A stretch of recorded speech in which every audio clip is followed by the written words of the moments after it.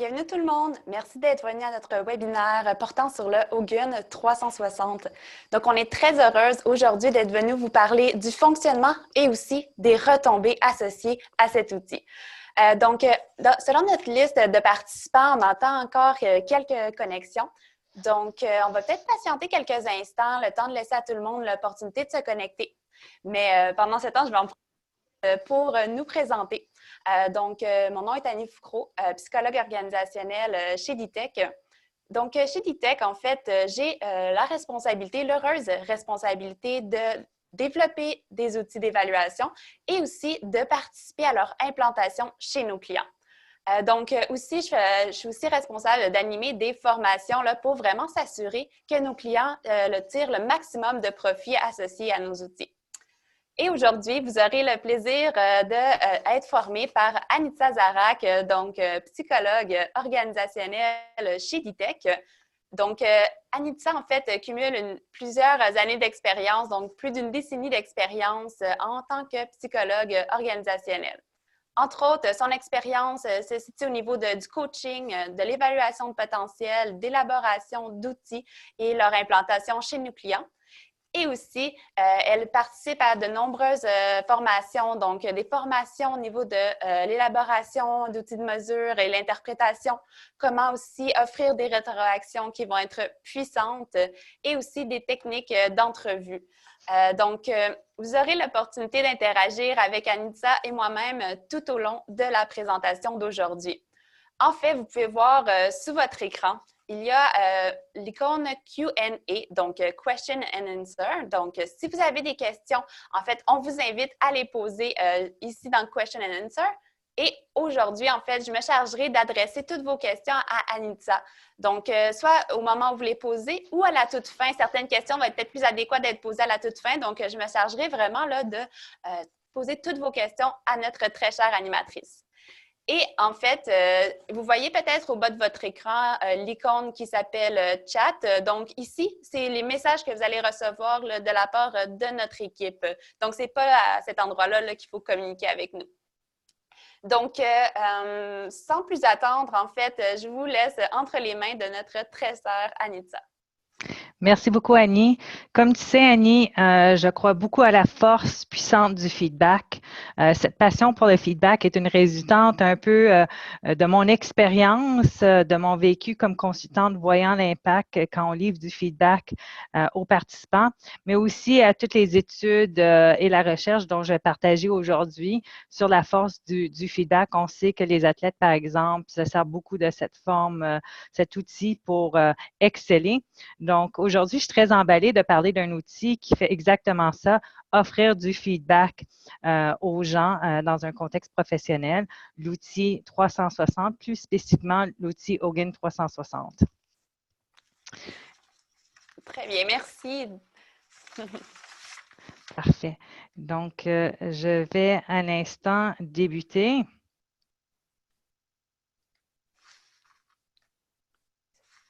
Super, on voit très bien l'écran. Excellent. Merci beaucoup, Annie. Donc, juste un aperçu de la session. Il y a deux grands objectifs aujourd'hui, si on veut. Discuter des meilleures pratiques quant à l'utilisation du 360 de façon générale. Pourquoi, quand, comment, pour bien utiliser et vraiment avoir les retombées voulues avec l'outil. On va parler aussi des meilleures pratiques pour livrer des rétroactions. Donc, il y a vraiment certains éléments à garder en considération pour avoir l'impact voulu. On va regarder toutes ces meilleures pratiques-là. Et on va parler évidemment du Hogan 360. On va introduire l'outil, un outil qu'on a sélectionné chez DITEC parce qu'il rencontrait nos standards, nos critères de rigueur.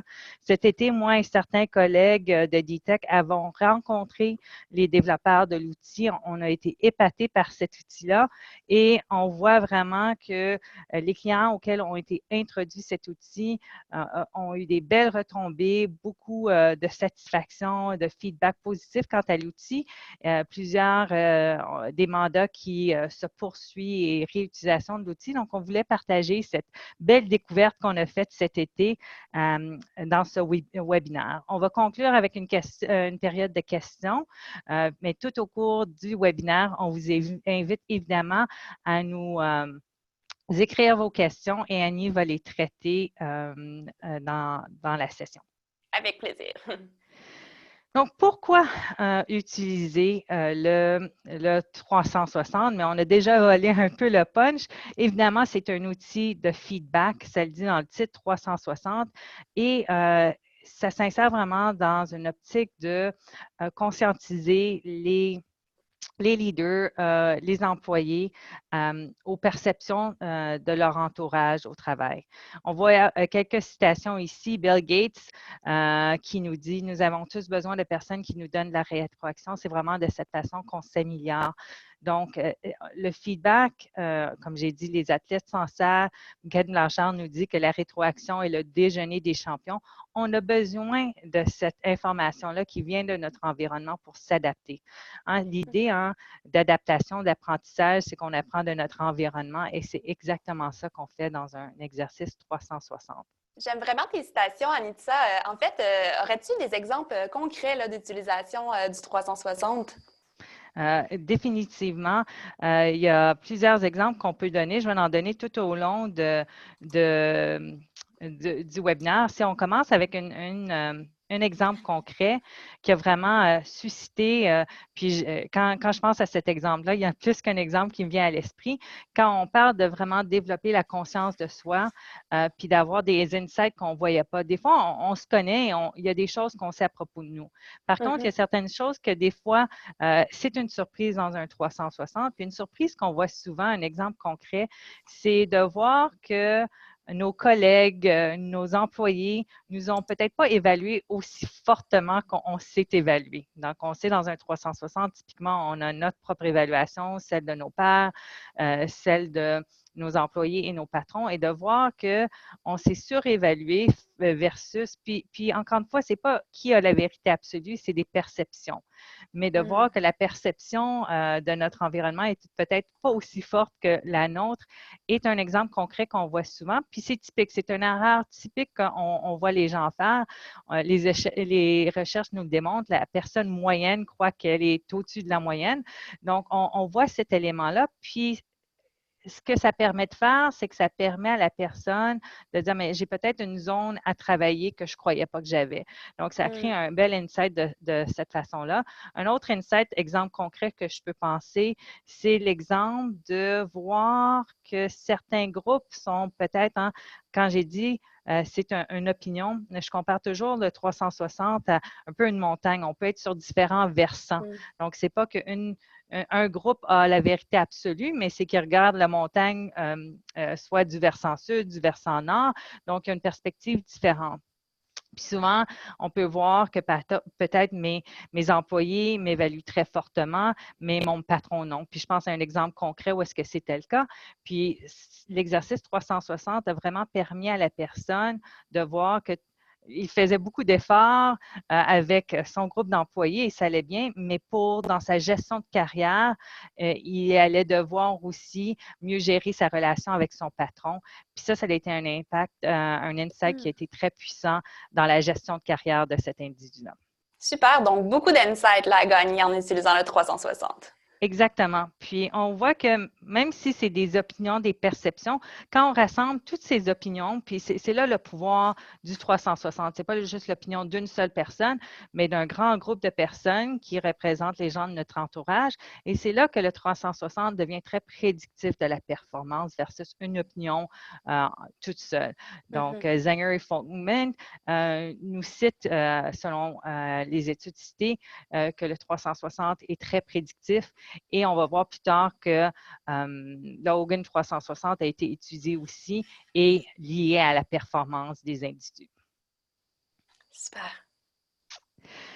Si on parle au quand devons-nous faire un feedback? Puis le quand est très important pour avoir du succès avec le 360.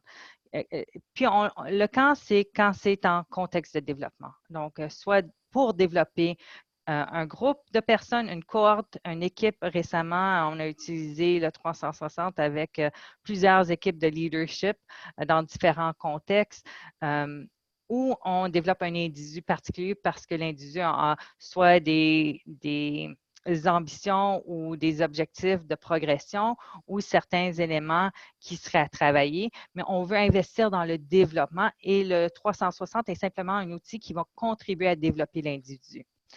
Donc, ça, c'est vraiment lorsqu'on va le faire. Un autre camp qui est important, c'est quand on connaît assez bien la personne pour l'évaluer avec un 360.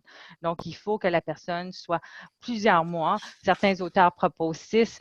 Certains auteurs proposent 12 mois. Donc, idéalement, 12 mois, minimum 6, je dirais, dans son poste actuel et avec des participants qu'ils connaissent aussi depuis aussi longtemps. On n'inclut pas une personne qui connaît la personne depuis quelques semaines seulement. Donc, ce camp-là est très important. Sinon, il y a des contre-indications où est-ce que ça peut être une erreur d'utiliser le 360. Justement, Anita, tu parles de contre-indication. Je me souviens qu'on s'est déjà parlé, en fait, là, d'une situation où dans une organisation, il y aurait brûlé le 360. Est-ce que tu aurais des recommandations là, pour ne pas brûler l'usage d'un 360 dans l'organisation? Certainement.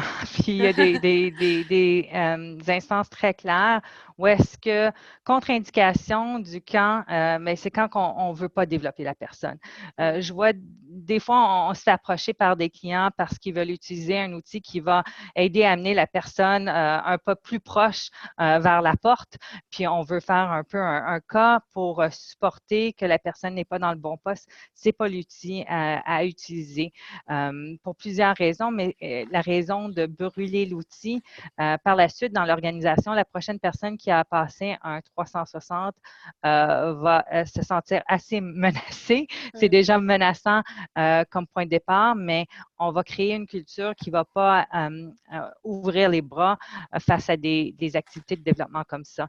Donc, ça, c'est vraiment important. Puis, une autre contre-indication serait quand il y a un contexte organisationnel plutôt ponctuel qui vient expliquer peut-être que les résultats seraient biaisés, tel que il y a vraiment une restructuration, il y a un changement organisationnel en ce moment qui crée des grandes insatisfactions et les résultats pourraient davantage refléter la situation actuelle que les perceptions envers la personne en soi. Très intéressant, vraiment utile tes recommandations pour ne pas brûler l'outil. Parfait. Donc, ça, c'est les grandes recommandations quant au quand. Si on poursuit avec le comment, il y a plusieurs éléments qui sont importants dans le comment, les meilleures façons de faire. Le premier qui me vient à l'esprit, c'est clairement expliquer l'objectif, le but de l'exercice. Puis ça, c'est surprenant, mais souvent, j'ai à faire des rétroactions avec des personnes qui sont pas claires quant à l'objectif, qui peuvent se... Puis on revient toujours à l'idée de menace lorsque les objectifs ne sont pas clairement identifiés. Donc, c'est très important de clarifier pourquoi qu'on le fait et l'objectif devrait être en lien avec des objectifs de développement, puis d'expliquer comment, c'est quoi le processus qui va s'en suivre, donc les activités de développement, plutôt que pour que ça soit très clair et qu'on minimise les menaces. Il y a un auteur en neuropsychologie qui nous explique, puis j'ai déjà cité ça dans un autre webinaire, que d'offrir de la rétroaction à un individu déclenche au plan physiologique les mêmes mécanismes que de marcher dans une ruelle à la noirceur. Donc, bref, c'est menaçant. Puis, un feedback, particulièrement un feedback 360, c'est une menace sociale qui, on peut se demander, mais ça va être quoi les retombées? Qu'est-ce qui va sortir? Comment? Donc, c'est une menace. Puis, qu'est-ce qu'il faut faire? C'est de bien gérer cette menace-là et l'apaiser pour que la personne soit prête et ouverte à faire l'exercice et voit ça plus comme étant une opportunité de développement qu'une menace. Donc, la façon qu'on fait ça, si on pense à la ruelle, mais c'est d'avoir une lampe de poche, de vérifier qu'il n'y a rien d'épeurant dans la ruelle, puis de voir qu'au bout de la ruelle, mais il y a notre destination. Donc, ça veut dire qu'on voit qu'il n'y a rien de menaçant. Ça ne va pas être mal utilisé envers nous et donc, on n'a qu'à gagner parce que ça va nous amener vers un plan de développement, vers des activités de développement qui vont nous permettre d'être un meilleur leader, qui va nous permettre de mieux faire mon travail. Donc, ça, c'est vraiment important de bien formuler ça. Deuxième aspect qui est important, c'est respecter la confidentialité, l'anonymat. Les personnes offrent du feedback et c'est important de protéger l'anonymat des répondeurs. Donc, il faut toujours un certain minimum de répondeurs pour qu'un groupe soit associé. Puis, n'importe quel bon outil va, d'entrée de jeu, s'occuper de protéger l'anonymat des répondants. Donc, c'est sûr qu'il y a souvent une partie de questions ouvertes, puis c'est là que des fois, les gens peuvent reconnaître les commentaires de certains collègues, des fois, ou pensent reconnaître. On communique que l'idée, ce n'est pas hein, d'identifier qui a dit quoi, mais de voir les tendances, ça c'est important. Puis pour protéger l'anonymat, j'ai un exemple qui me vient à l'esprit.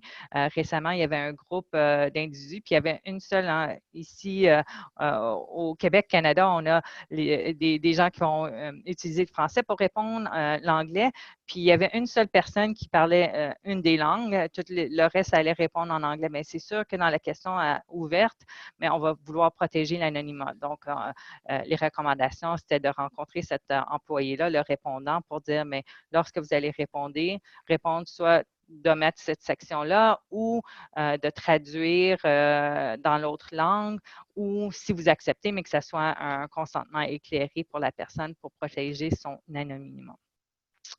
Troisième meilleure pratique, approche équilibrée, donc force et domaine d'amélioration. Donc, on ne mise pas juste sur les points d'amélioration. J'ai vu beaucoup de clients, des fois, lorsqu'ils choisissaient les compétences à inclure dans un 360, chercher juste à mettre les compétences qui étaient à travailler pour la personne. Donc, non, on veut célébrer les forces et les points d'amélioration. Donc, on devrait choisir des compétences qui sont en lien avec le leadership, avec le rôle de la personne, pas juste les messages qu'on veut passer d'entrée de jeu. Ça, c'est très important aussi. D'ailleurs, Déterminer. Ah, vas-y, Annie. D'ailleurs, Anita, tu parles d'important pour le rôle. On a une question d'un de nos participants par rapport au fait que, est-ce que pour une équipe de gestionnaires, là, ça peut être pertinent d'utiliser un 360 pour qu'ils apprennent à mieux se connaître, à favoriser leur développement, ou on est mieux d'y aller avec un outil psychométrique comme les leaders d'équipe en développement de DTEC? Qu'est-ce qui est le mieux dans ces situations comme ça? Mais ça dépend toujours de notre objectif. Puis l'objectif va vraiment déterminer l'outil. Je dirais qu'est-ce qui peut être intéressant, toujours en protégeant, puis c'est la même chose pour les outils psychométriques, mais l'outil 360 peut être utilisé pour développer des équipes aussi. Et le Hogan 360, qu'est-ce qui est intéressant, c'est qu'on peut faire ressortir un rapport de groupe. Donc, si on a évalué une équipe complète, on peut aller aller faire générer, et le mot que je cherchais, générer un rapport de groupe. Puis qu'est-ce qui est vraiment riche dans ça, c'est l'idée d'identifier des points communs, des forces communes, mais des points communs aussi de développement. Donc, si on veut faire un exercice plus de connaissance de soi, team building, je dirais que peut-être que j'opterais pour une autre approche, mais si on veut vraiment aller vers, mais c'est quoi les forces de notre équipe, c'est quoi les points à travailler à présent, dans le moment présent, c'est un bon outil pour ce faire. Puis l'outil Hogan 360 nous permet de le faire très aisément et très facilement. Super, Donc, merci. toujours des prochaines étapes. Donc, ça veut dire que l'exercice 360 en soi est juste un outil qui amène et qui a pour but d'amener des efforts de développement, des activités de développement. Donc, l'idée, c'est qu'on sert de l'outil, mais ce n'est pas juste une belle conversation avec des insights qui sont intéressants, mais qui amènent à des étapes. Donc, on devrait toujours avoir des suites à la rencontre d'évaluation 360. Et finalement, puis celui-ci, il est très important. Puis chez Annie, tu l'inclus aussi dans certaines interventions, l'esprit de croissance. Donc, vraiment utiliser en anglais, on parle de growth mindset. C'est Carol Dweck qui a développé ce concept-là. Puis, c'est un concept que j'invite vraiment les utilisateurs à utiliser. J'ai parlé de la ruelle dans la noirceur et on le sait, c'est un fait que souvent, le feedback peut être menaçant aux gens. Puis je pense qu'on avait aussi une question de sondage à cet effet-là, Annie, si je ne me trompe pas. Oui, tout à fait. Donc, notre question de sondage, en fait, c'est si vous deviez participer à un exercice d'évaluation 360 là, dès demain, sans prendre en considération votre désir d'y participer, bien sûr, y aurait-il une partie de vous qui se sentirait un peu menacée par l'exercice? Donc, on vous invite à répondre à la question que vous voyez à l'écran, soit en sélectionnant oui et non, ça va bien introduire notre prochaine section sur le Growth Mindset.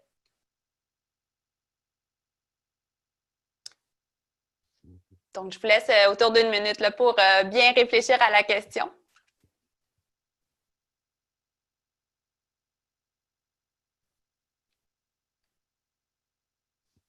Si jamais il y en a qui a des questions, ça peut être un bon moment là, pour prendre quelques instants pour les écrire là, dans notre Q&A.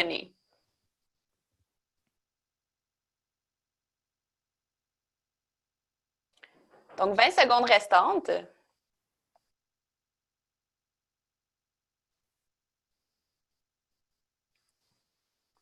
10 secondes. On a très hâte de voir les résultats de cette question-là. Là.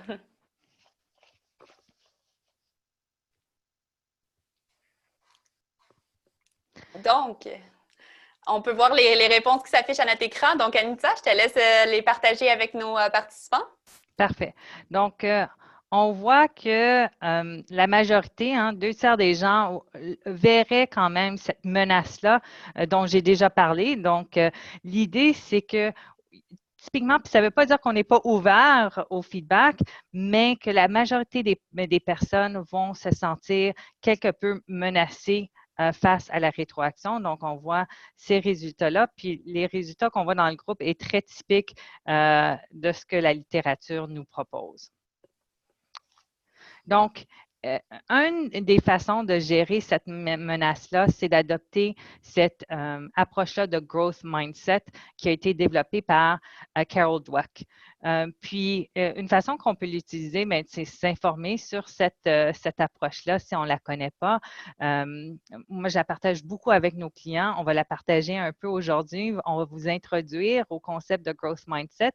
Puis, en introduisant le feedback 360, j'utilise dans d'autres contextes aussi, on introduit en parlant du growth mindset et en invitant aux participants d'adopter le growth mindset. Ça peut même être une pratique organisationnelle où est-ce qu'on adopte de façon plus générale le growth mindset. Puis, il y a différents exemples qu'on peut utiliser. Par exemple, il y a, lorsque Carol Dweck nous présente l'approche, elle parle d'une école qui a, plutôt que d'utiliser la marque échec, dans les résultats des élèves, on parlait de not yet, pas encore, pas encore. Donc, l'idée, c'est que lorsqu'on dit aux gens pas encore ou pas maintenant, il y a une possibilité de s'améliorer versus un échec infaillible. Donc, juste dans le feedback, puis plus qu'on lit à propos du growth mindset, plus qu'on voit comment que les choses qu'on dit aux personnes, particulièrement dans un feedback, par exemple, vont vraiment avoir un impact sur comment que les gens vont prendre le feedback et qu'est-ce qu'ils vont faire avec. Donc, le not yet est très important. Un autre exemple de la puissance des mots, c'est de féliciter les efforts plutôt que juste les résultats. Puis des fois, dans un contexte organisationnel, évidemment, on veut des résultats, mais les recherches sur le growth mindset montrent que lorsqu'on encourage et on donne du feedback positif davantage sur les efforts, mais c'est là que lorsque les choses sont difficiles, les gens continuent à faire des efforts. Puis l'idée ici, par exemple, j'ai un score faible dans mon 360, mais ce n'est pas un échec, ce n'est pas quelque chose auquel je suis terrible, mais c'est quelque chose auquel je vais devoir faire des efforts, plus d'efforts, puis c'est quelque chose qui n'est pas encore, mais qui est possible pour moi. Puis, les études démontrent vraiment comment que la performance est liée vraiment à ce mindset-là. Puis, les gens qui adoptent un growth mindset ont de meilleures performances, lorsqu'ils rencontrent des échecs. Puis la bonne nouvelle, c'est qu'on peut développer ce growth mindset-là, basé entre autres par les choses qu'on dit aux personnes. Donc, ce que j'entends ici, Anita, c'est que vraiment, là, quand, par exemple, tu donnes une rétroaction à une personne qui est évaluée avec un 360, tu prends vraiment le temps de lui parler de l'approche de Carol Dweck? Exactement. Donc, c'est de mettre la table avec ça. Donc, et d'inviter la personne. À la lecture de votre rapport, on vous encourage à adopter cette approche de growth mindset. Donc, on éduque un peu la personne sur le growth mindset. Avant de présenter les résultats, j'aimerais prendre un moment pour te parler puis t'inviter à adopter un mindset qui est démontré comme étant vraiment aidant aux gens qui reçoivent du feedback, qui amène de meilleures performances. Puis, l'idée, c'est que les gens voient différemment. Il y a des gens qui voient leurs compétences, leurs performances comme étant des choses fixes. Alors que c'est sur un continuum, évidemment. Il y a des gens qui le voient plus comme étant une possibilité de croissance et flexible. Puis plus que les gens voient leurs performances, leurs compétences comme étant des choses qui peuvent se développer, être flexibles, mais plus qu'ils sont aptes à se développer, évidemment. Puis ça change beaucoup notre chaîne d'esprit. Donc, lorsqu'on regarde les individus qui ont un mindset qui est plus fixe, par exemple, suite à un échec, bien, ils ont plus tendance dans les études à chercher à tricher. Ils ont plus tendance à éviter des défis. Ils ont plus tendance à se comparer à ceux qui ne sont pas bons pour se sentir mieux à propos d'eux, alors que ceux qui ont un growth mindset, mais ils embrassent les défis puis ils disent ah, mais j'ai à travailler sur ça, j'ai à faire plus d'efforts, mais c'est possible pour moi. Puis même au plan neuropsychologique, on voit des différences dans le cerveau des gens qui traitent une erreur. Donc, face à une erreur, les personnes qui ont un growth mindset, il y a beaucoup plus d'activités qui se passent. On voit qu'ils décortiquent l'erreur, on voit qu'ils cherchent à apprendre de l'erreur. Puis on voit vraiment tant au plan neuropsychologique, mais autant de la performance aussi, on voit des impacts très importants de cette approche-là. Donc, c'est vraiment une meilleure pratique d'incorporer dans sa façon de communiquer le feedback et introduire cette notion-là et encourager les participants à adopter ce growth mindset-là. Puis, en fait, Anissa, par rapport à ça, on a une question qui est quand même très intéressante. Si, par exemple, on a un climat de travail présentement qui n'est peut-être pas l'idéal, puis qu'on a eu des commentaires non constructifs, quelle est la meilleure approche, en fait, pour communiquer les commentaires? Est-ce qu'on y va plus de général, plus dans le détail? Comment on inclut le growth mindset par rapport à tout ça?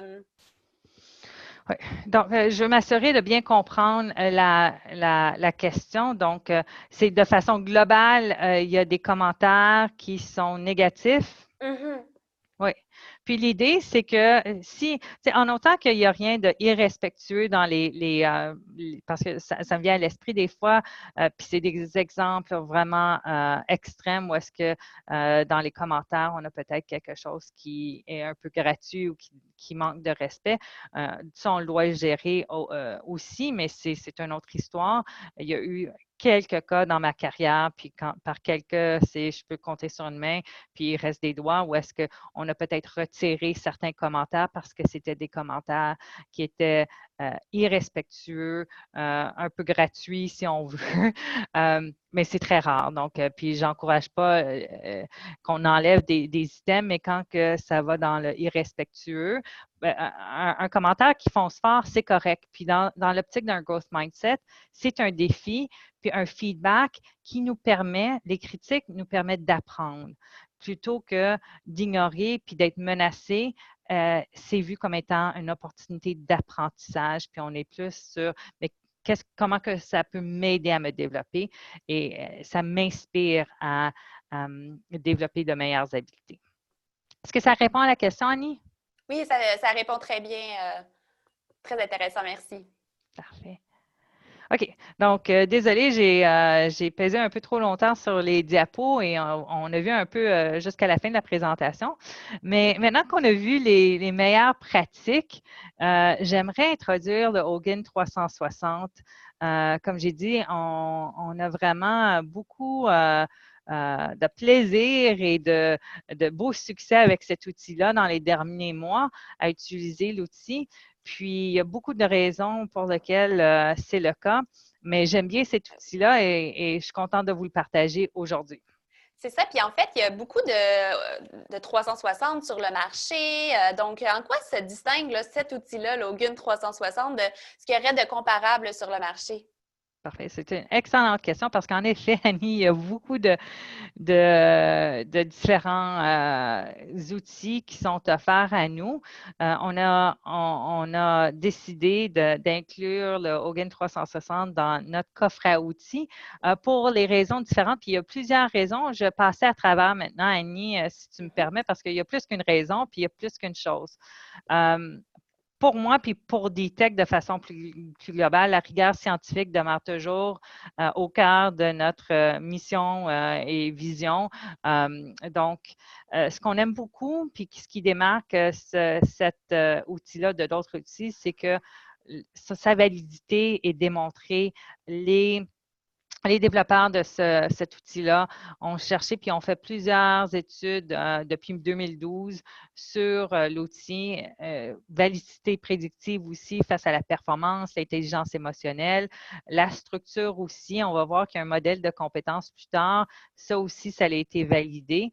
Donc, c'est très intéressant. Puis, ce qui est intéressant aussi, c'est la disponibilité de benchmark. Donc, puisque l'outil a été beaucoup étudié et utilisé, il y a des milliers de personnes qui sont incluses dans les benchmarks, puis on peut utiliser des benchmarks, une moyenne globale pour comparer les scores de la personne à une moyenne plus globale.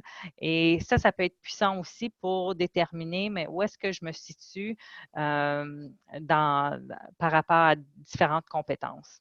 C'est très intéressant, Anita. En fait, deux questions qui me viennent en tête par rapport à ça. D'une part, quel est l'échantillon de répondants qu'il faut qu'on ait pour qu'on dise que c'est valide, justement, les résultats d'un individu? Donc, combien de personnes doivent répondre à son questionnaire pour qu'on considère les résultats comme étant valides?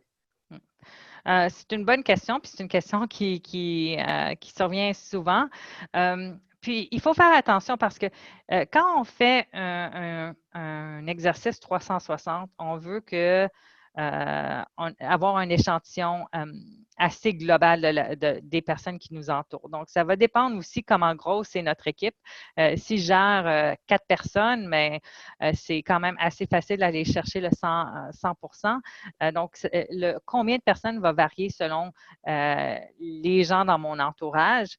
Ceci étant dit, plus de répondants n'est pas toujours meilleur. Ce n'est pas comme une étude scientifique où est-ce qu'on cherche le plus de répondants possible, mais ce qu'on veut, c'est les bons répondants, des répondants représentatifs. Donc, ça, ce que ça veut dire, c'est encore une fois des répondants qui me connaissent depuis assez longtemps, par exemple, puis des répondants qui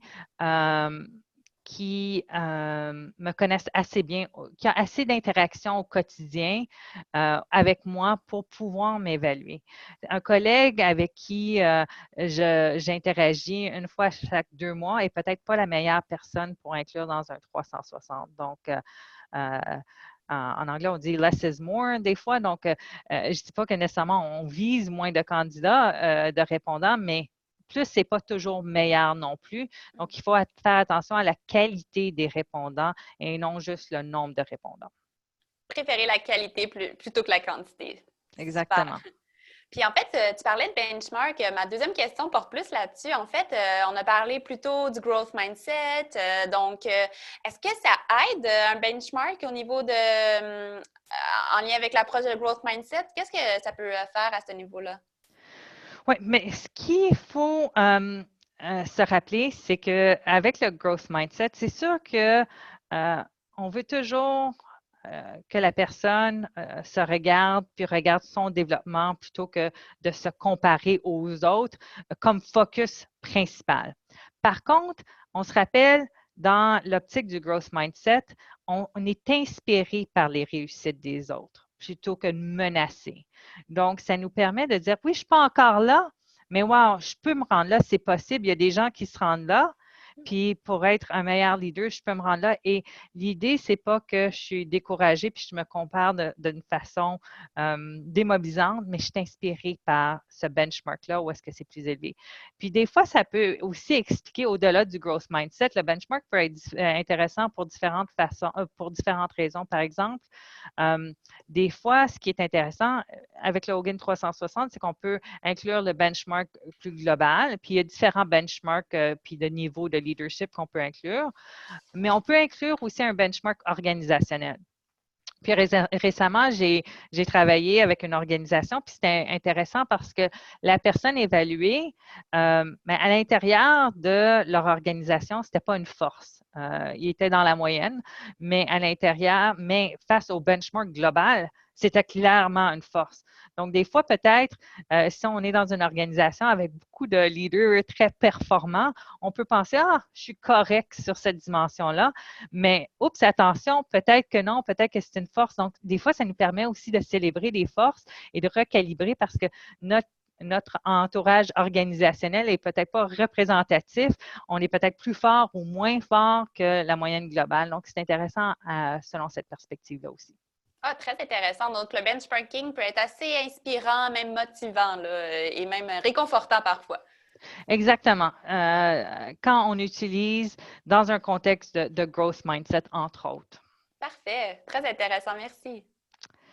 Un autre avantage important qui démarque, quand tu me demandais qu'est-ce qui démarque le 360 Hogan de d'autres, puis ce qui démarque particulièrement, c'est que c'est pas juste une liste de compétences auxquelles on a des scores, mais il y a un modèle de leadership qui est présenté. Donc, un modèle de leadership qui a des compétences de gestion de soi, de gestion des relations, puis des compétences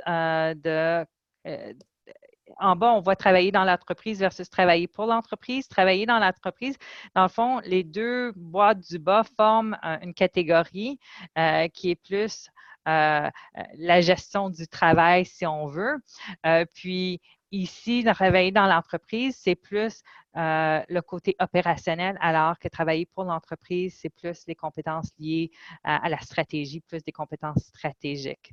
Donc, et en haut, on voit vraiment le volet plus qui appelle comportemental face à gestion de soi, gestion des relations.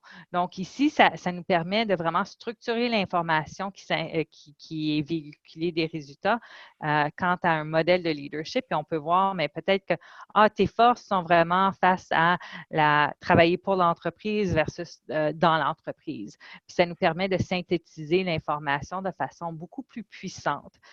Puis ça, c'est quelque chose que j'aime beaucoup, mais on reçoit beaucoup aussi de réactions des clients qui apprécient beaucoup le modèle de leadership dans le 360. Un autre aspect qui est particulièrement intéressant, c'est que sa facilité d'utilisation favorise l'autonomie du client. Puis chez DTEC, on offre des solutions qui permettent aux clients d'être autonomes dans l'utilisation. Donc, le processus administratif a été simplifié pour que ça soit facile d'utilisation. On vient juste de vivre une optimisation même où est-ce qu'avant, on fonctionnait de façon avec des données plus dans pour compiler la liste des répondants. Puis maintenant, on a un beau formulaire en ligne qui est simple à compléter par les clients, qui minimise les erreurs de courriel qu'on aurait pu voir dans le passé. Donc, processus qui peut être pris en main par les clients. On les forme au processus administratif, puis après, ils sont prêts à partir seuls. Puis, beaucoup de ressources à votre disposition pour l'interprétation. Donc, il y a une capsule de formation pour l'interprétation. Il y a des guides aussi pour utiliser, pour donner de la rétroaction. Et évidemment, on est toujours disponible pour soutenir nos clients. Mais il y a des belles ressources qui font en sorte que nos clients peuvent partir et gérer leur processus à l'interne. Anita, c'est très intéressant, puis tu as abordé les outils d'e-tech, puis ça introduit peut-être bien ta prochaine section, mais il y a une de nos participantes, en fait, qui se demandait, est-ce que les Hogan 360, est-ce que c'est quelque chose qu'on prévoit ajouter aux outils d'e-tech? Est-ce que ça demeure distinct? Si oui, pourquoi, en fait? OK, puis Annie, je vais demander de répéter ta question parce que je ne suis pas sûre de pleinement comprendre la Oui, question. en fait, tu as abordé nos outils d'e-tech et il y a une des clientes qui se demande est-ce que le Hogan 360, c'est quelque chose qui va s'ajouter aux outils d'e-tech? Est-ce que ça va demeurer deux types d'outils distincts, donc des outils psychométriques et de personnalité, et de l'autre côté, le Hogan 360? Et si oui, pourquoi en fait laisser les deux de manière des outils distincts dans le fond? OK, tu parles de la coffre à outils, du coffre à outils d'e-tech et non des rapports d'e-tech, Annie. C'est bien ça? Les rapports d'e-tech. Les rapports d'e-tech. OK, parfait. OK. Donc, pour les rapports d'e-tech, on insère Login 360 dans le coffre à outils d'e-tech. Par contre, l'objectif du rapport d'e-tech est d'utiliser, on se rappelle que l'objectif du rapport d'e-tech est de répliquer le jugement du psychologue organisationnel dans un contexte d'évaluation de potentiel via des outils psychométriques. Donc, ça demeure vraiment. Puis, l'idée, c'est que les DTEC peuvent être utilisés tant pour le développement que dans la sélection. Évidemment, un 360 n'est pas un outil de sélection, mais bien un outil de développement. Donc, j'espère que ça répond à ta question. Oui, j'aime vraiment la nuance avec développement. Puis en fait, par ailleurs, comme les outils des textes, c'est vraiment un outil là, qui se complète en ligne, là, donc pas nécessairement là, minotauré, là, en fait. Là. Pour le 360. Oui, exactement, exactement. On avait une question par rapport à ça, là, par une de nos participantes. Donc, c'est complété en ligne par la personne. Il n'y a pas un temps de réponse pour lequel une meilleure pratique, c'est de s'assurer que le temps de réponse est court. Donc, Login 360 vise environ une quinzaine de minutes à répondre. 12-15 minutes, je crois, c'est la moyenne. Donc, on ne veut pas que ça soit trop long, mais ce n'est pas timé, il n'y a pas une expiration.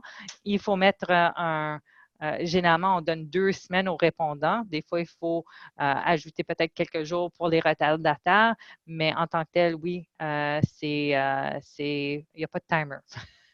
Parfait, merci. Un élément aussi qui est intéressant, puis des fois qui peut être frustrant avec certains outils 360, c'est toute la notion de flexibilité. Donc, le Hogan 360 nous permet 4 différents niveaux de personnalisation. On peut soit l'utiliser de façon standard, un peu off the shelf, tel qu'il est. Donc, 50 items avec 14 compétences qu'on a vues dans le modèle de leadership. Donc, ici, on peut l'utiliser de cette façon-là sans rien plus. On peut aussi ajouter quelques items. Donc, il y a une banque d'items avec différentes autres compétences qu'on peut venir ajouter.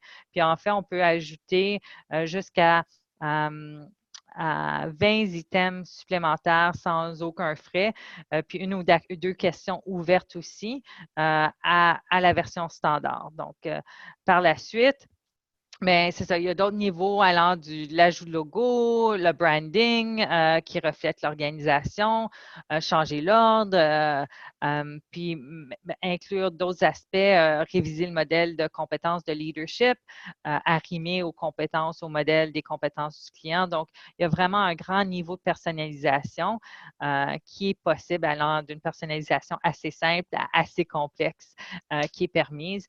Puis, on voit aussi que les clients qui utilisent le Hogan 360, on voit vraiment la grande variance où est-ce que certains cherchent une personnalisation assez approfondie et d'autres sont au niveau de standard. Donc, ça nous permet cette flexibilité-là. Oui, beaucoup d'options possibles. Exactement. On parlait d'outils d'e-tech. J'aimerais parler, il y a le nom Hogan dans Hogan 360. Un des éléments qui est très intéressant aussi, c'est qu'on peut combiner le 360 avec les solutions d'inventaire de personnalité de Hogan. Donc, le HPI, HDS, MVPI pour ceux qui le connaissent. Donc, puis, il y a aussi, j'ai parlé de ressources, c'est un guide qui nous permet de voir c'est quoi les corrélations typiques qu'on peut voir entre le Hogan 360 et les inventaires de personnalité. Donc, ça peut devenir vraiment intéressant pour expliquer un peu c'est quoi. On se rappelle dans le 360, on regarde des perceptions ponctuelles. Donc, Annie Foucault, janvier 2020, comment est-elle perçue par ses collègues, son patron, ses clients potentiellement? Donc, on va regarder les perceptions de façon ponctuelle. Alors que les inventaires de personnalité, c'est des caractéristiques plus stables.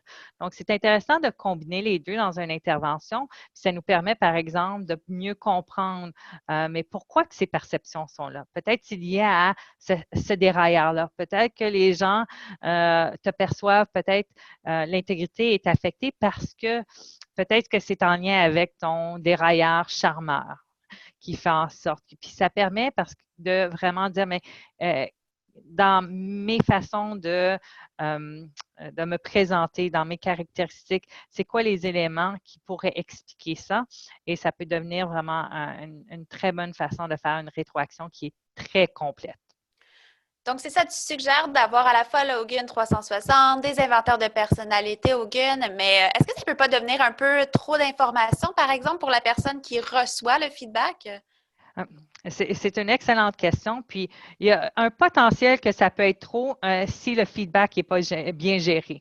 Donc, c'est important de bien synthétiser les informations, mais c'est très puissant. Robert Hogan, développeur des inventaires de personnalité Hogan, dit, puis on peut le citer, avoir dit, donne-moi le Hogan 360 d'une personne, puis les résultats de ses inventaires, puis il n'y a aucune place à se cacher. Donc, il dit de façon un peu cocasse, voulant dire, on voit vraiment la personne sous tous ses angles. Mais si c'est bien fait, puis on sait quelle information communiquer parce que c'est sûr qu'on ne va pas communiquer toutes les informations. L'esprit de synthèse devient très important, mais très puissant. Puis des fois, ça nous permet d'expliquer aussi, peut-être qu'il y a une personne qui a un certain dérailleur ou un certain point de vigilance potentiel qui ressort des inventaires de personnalité. Par contre, dans le 360, en lien avec ça, il n'y a rien qui ressort comme étant problématique. Donc, ça veut dire que soit que la personne a appris à gérer cet aspect-là, que ce n'est pas problématique, puis ça vient vraiment nous éclairer sur toutes les bases. Donc, est-ce que c'est trop? Pas du tout. C'est simplement très puissant lorsque bien utilisé. Puis aussi, on peut choisir dans un processus de développement. On se souvient qu'on utilise le 360 dans un processus de développement. Donc, soit qu'on peut l'utiliser dans le même temps. Dans temps 1, on fait les deux. Ou on fait, par exemple, temps 1, on vient faire les inventaires de personnalité. On permet à la personne d'avoir, par exemple, un 9 mois de développement. Puis par la suite, on fait un exercice 360, puis ça peut être une belle façon, sans utiliser le même outil, parce qu'on ne voudrait pas nécessairement faire un deuxième tour d'inventaire de personnalité après quelques mois, mais ça peut venir vraiment faire un processus de développement très bien balancé. Wow, très intéressant, Anita. Puis en fait, on est très curieux. Ça a l'air de quoi, le Hogan? C'est quoi la structure de cet outil-là? Oui. Puis la structure, je dois avouer que c'est une des choses que j'aime beaucoup parce que la structure, j'ai parlé d'esprit de synthèse. Qu'est-ce que j'aime beaucoup de la structure, c'est que ça nous permet vraiment de, naturellement, dans sa structure, dans l'ordre auquel les informations sont présentées, de retirer des points saillants, des points qui se répètent dans les résultats pour dire voici vraiment les points saillants, les thématiques à retenir, les takeaways si on veut. Donc, la première section commence avec l'évaluation globale. Il y a 50 items, il y a 14 compétences. Puis parmi ces 14 compétences-là, il y a 50 sous-items si on veut. Puis la première section nous donne le listing de tous les scores aux items. On ne commence pas avec les compétences, on commence avec les items. Qu'est-ce qu'on veut faire ici? C'est regarder le top de la liste, puis la fin de la liste pour voir c'est quoi les items auxquels la personne a été évaluée le plus fortement et les items qui ont été évalués le plus faiblement.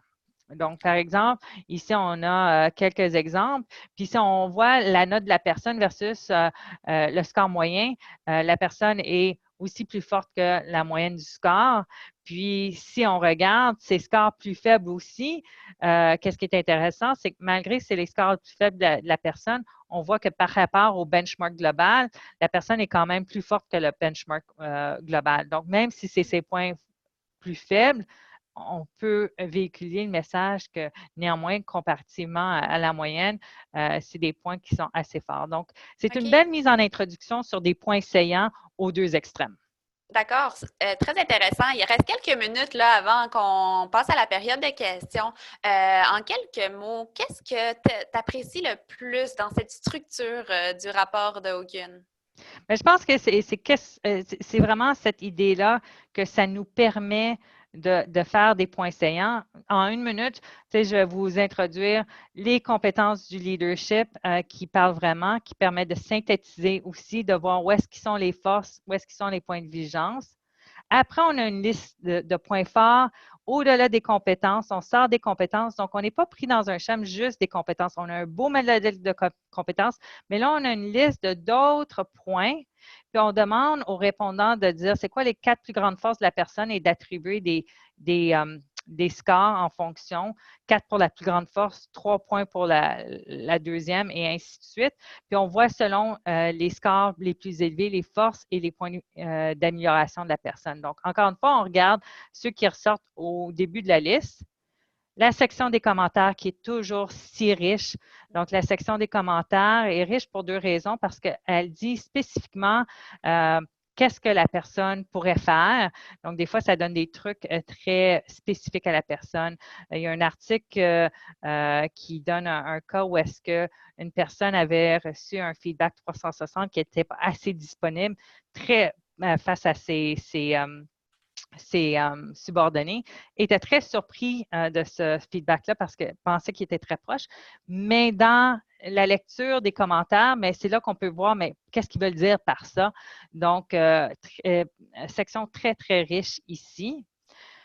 Puis finalement, le plan de développement. J'ai dit qu'il devrait toujours avoir des actions associées à un exercice 360, mais c'est déjà intégré dans le rapport un plan de développement avec la formule qu'est-ce qui est à garder, commencer et cesser. Donc, assez simple, mais on a cette section-là de plan de développement. Très intéressant. Puis ce rapport-là, là, est-ce qu'il s'obtient instantanément, en fait? Est-ce que c'est quelque chose qu'on les gens répondent puis on peut obtenir instantanément? Bien, dès que les gens ont tous répondu, donc, une fois que les gens ont tous répondu, il y a un délai, je dirais, entre typiquement environ 24 heures, puis le rapport est généré. Parfait, super. Mais c'est important que tout le monde ait répondu, qu'on puisse avoir accès au benchmark global. Donc, il y a un petit temps, un délai, mais un délai assez court. Donc, parfait, super. Puis en fait, je vois que tu avais laissé quelques informations par rapport aux meilleures pratiques de rétroaction. Et tout ça, là, ça va être accessible à nos participants après la séance d'aujourd'hui. Donc, ça va être envoyé par courriel. Par ailleurs, on passerait maintenant là, à la période de questions par rapport à l'outil Hogan. Donc, on a quelques questions de nos participants. Donc, entre autres, est-ce que tu aurais une idée là, à peu près du prix auquel est vendu le rapport? Oui, donc c'est une excellente question, évidemment. Le prix standard est de 395 pour un rapport, donc pour un participant, là, avec tous ses répondants par rapport pour un participant. Il y a des rabais volume aussi qui va avec l'utilisation par volume. Donc, si on achète, bien, ce prix-là peut évidemment baisser. Parfait. Donc, ils peuvent, en fait, les participants là, peuvent nous contacter là, à info@aditech.com pour plus de détails là, pour les prix. Exactement. Parfait, super. Et sinon, en fait, on a des participants aujourd'hui qui sont certifiés. Est-ce que la certification Hogan est nécessaire et suffisante ou il y a d'autres formations à suivre là, pour pouvoir utiliser le Hogan 360? Oui. Mais la certification Hogan aux inventaires de personnalité n'est pas nécessaire, à moins qu'on veut utiliser des rapports Hogan, inventaire de personnalité, des rapports d'inventaire de personnalité Hogan en combinaison avec le Hogan 360. Mais ici, on utilise simplement le Hogan 360. Il y a une formation, une courte formation en ligne qu'on doit suivre. Puis par courte, je pense qu'en moyenne, c'est peut-être environ une vingtaine de minutes que ça prendrait en moyenne pour passer à travers les modules. Une fois qu'on fait ça, il y a un document qui nous aide dans la rétroaction, mais c'est tout simplement ça qu'on doit faire pour le 360. Donc, passer à travers le module de formation pour Hogan 360. Parfait, très intéressant. Puis en fait, si jamais là, les gens ont besoin de conseils, soit au niveau de l'interprétation ou même de comment bien implanter là, Logun 360 dans leur organisation pour vraiment avoir le meilleur impact, est-ce que c'est un accompagnement qui peut être offert chez Ditech? Oui. Donc, il y a un accompagnement qui peut varier. Donc, évidemment, mon rôle, puis le rôle d'Annie, c'est de bien soutenir nos clients dans leurs besoins, puis de rendre, moi je dis toujours que mon rôle, c'est de s'assurer que nos clients soient à l'aise d'utiliser les solutions. Donc, je pense à récemment, j'ai assisté, puis j'ai vraiment permis, par exemple, on a eu une rencontre pour préparer une personne à ses premiers feedbacks. On a revu ensemble des résultats pour qu'elle soit prête à livrer les feedbacks elle-même. Mais dans l'optique où est-ce que des clients veulent que les feedbacks soient faits par un consultant, il y a cette possibilité-là aussi si on veut utiliser des consultants externes. Pour différentes raisons, certains clients peuvent préférer cette option-là et c'est disponible. Parfait, c'est disponible. Et pour plus d'informations sur le fonctionnement, les coûts, ils peuvent nous contacter là, à info@ditech.com. Exactement. Parfait, super. Et je vois plus d'autres questions.